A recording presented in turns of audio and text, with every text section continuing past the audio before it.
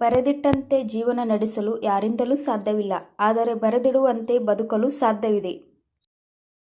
ಸ್ವಾಮಿ ಸಮರ್ಥ. ಶ್ರೀ ಅಕ್ಕಲ್ಕೋಟ್ ಶ್ರೀ ಸ್ವಾಮಿ ಸಮರ್ಥ ಸೇವಾ ಕನ್ನಡ ಯೂಟ್ಯೂಬ್ ಚಾನಲ್ದಾಗ ಎಲ್ಲರಿಗೂ ಸ್ವಾಗತ. ನಾನು ನಿಮ್ಮ ಪೂಜಾ. ಎಲ್ಲರಿಗೂ ಮೊದಲನೇದಾಗಿ ನಾನು ಸ್ವಾಮಿ ಕುಟುಂಬದವ್ರಿಗೂ ಶ್ರೀ ಸ್ವಾಮಿ ಸಮರ್ಥ. ಸ್ವಾಮಿ ಮಹಾರಾಜರು ಇವತ್ತಿನ ದಿನ ಅತ್ಯಂತ ಆನಂದದಿಂದ ನಮ್ಮ ಸ್ವಾಮಿ ಸೇವೆ ಜೊತೆಗೆ ಕಳೆಯೋಂಗೆ ಮಾಡಲಿ ಅಂತ ಹೇಳ್ಕೊತು ಶ್ರೀ ಸ್ವಾಮಿ ಸಮರ್ಥ ಅವ್ರ ಚರಣಕ್ಕೆ ಪ್ರಾರ್ಥನೆ ಮಾಡ್ಕೊತ ಇವತ್ತಿನ ಒಂದು ಸ್ವಾಮಿ ಸೇವೆ ಸುಂದರವಾದ ನಮ್ಮ ಅನುಭವವನ್ನು ನಿಮ್ಮ ಜೊತೆ ತೊಗೊಂಬಂದೇನು.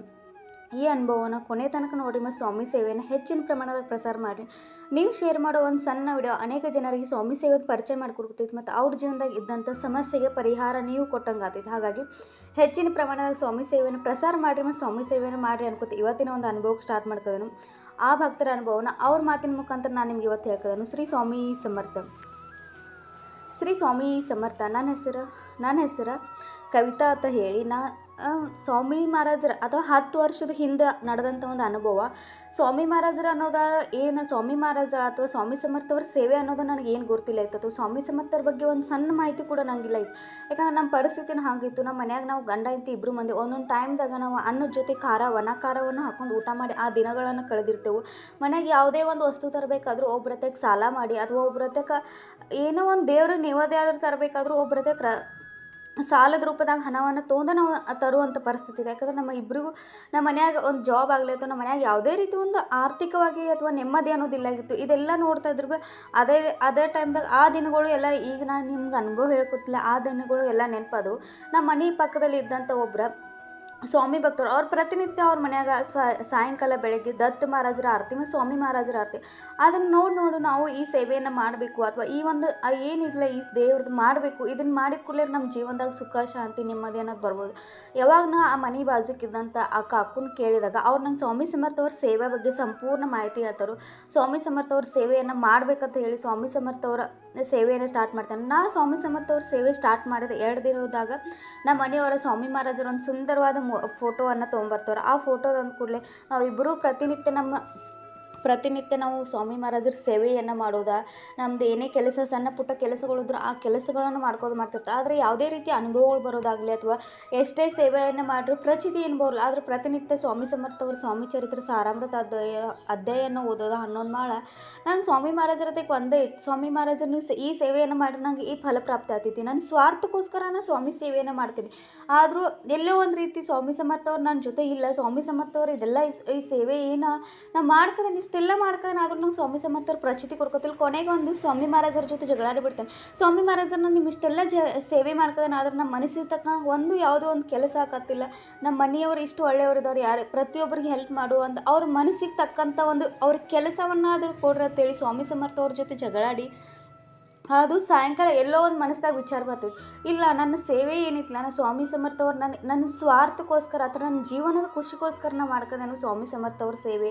ಸ್ವಾಮಿ ಸಮರ್ಥ ಅವರ ನಿಸ್ವಾರ್ಥ ಭಾವನೆಯಿಂದ ನಾನು ಸೇವೆ ಮಾಡಿನಂದ್ರೆ ಸ್ವಾಮಿ ಸಮರ್ಥರ ಈ ಸೇವೆಯನ್ನು ಮಾಡಿನಿ ಅಂದ್ರೆ ನನಗೆ ಸ್ವಾಮಿ ಮಹಾರಾಜರು ಇದನ್ನು ಕೊಡ್ತಾರೋ ಅನ್ನೋ ಒಂದು ಸ್ವಾರ್ಥದಿಂದ ನಾವಿಬ್ಬರು ಸೇವೆಯನ್ನು ಮಾಡ್ತಿರ್ತೇವೆ.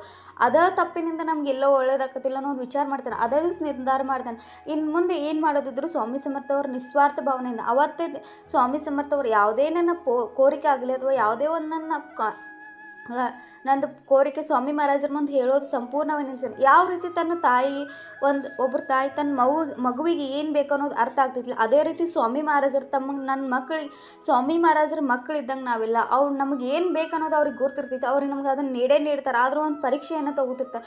ಸ್ವಾಮಿ ಮಹಾರಾಜರು ನಾವು ಯಾವಾಗ ನಮ್ಮ ಜೊತೆ ಇಲ್ಲ ಅಂತಾರಲ್ಲ ಅವಾಗ ಟೈಮ್ದಾಗ ಅದೇ ನಮ್ಮ ಖರೆ ಪರೀಕ್ಷೆ ಟೈಮ್ ಇರ್ತಿತ್ತು. ಸ್ವಾಮಿ ಸಮರ್ಥರು ಆವಾಗ ನಮ್ಮನ್ನು ಪರೀಕ್ಷೆ ಮಾಡ್ತಿರ್ತಾರೆ.